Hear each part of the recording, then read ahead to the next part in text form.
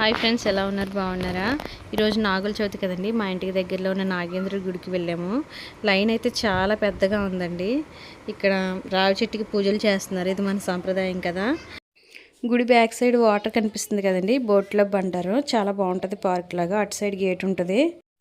దర్శనం బాగా జరిగిందండి. గుడి లోపల విగ్రహాలు ఇలా ఉంటాయి, బాగుంటాయండి. చాలా సంవత్సరాల క్రితం ఈ గుడి ఉన్న ఏరియాలో జంట పాముల్ని చంపారంటండి. ఎవరో తెలీదు. వాళ్ళకే కల్లో కనిపించి మాకు గుడి కట్టి పూజలు చేయాలని కోరాయంట. ఆ విధంగానే ఆయన గుడి కట్టించి ఇప్పటికీ కూడా ప్రతిరోజు పూజలు జరుగుతాయండి. చుట్టుపక్కల ఏరియాల నుంచి కూడా జనం అందరూ వచ్చి పాలు పోస్తారు. ఇక్కడ నాగుల చవితి రోజున ఈ గుడి దగ్గర చాలా బాగా జరుగుతుందండి. వీలైతే ఒకసారి చూడండి. కాకినాడ బోట్ క్లబ్ ఏరియాలో నాగేంద్రుడి గుడి అంటే ఎవరైనా చెప్తారు. ఒక్కసారి వచ్చి చూడండి. గుడి అయితే చాలా బాగుంటుంది.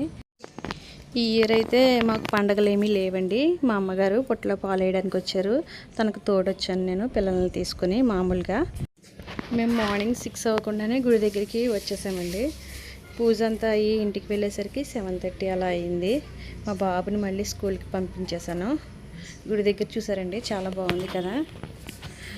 అక్కడ పాములు ఉంటాయండి చేసినవి పుట్టల మీద.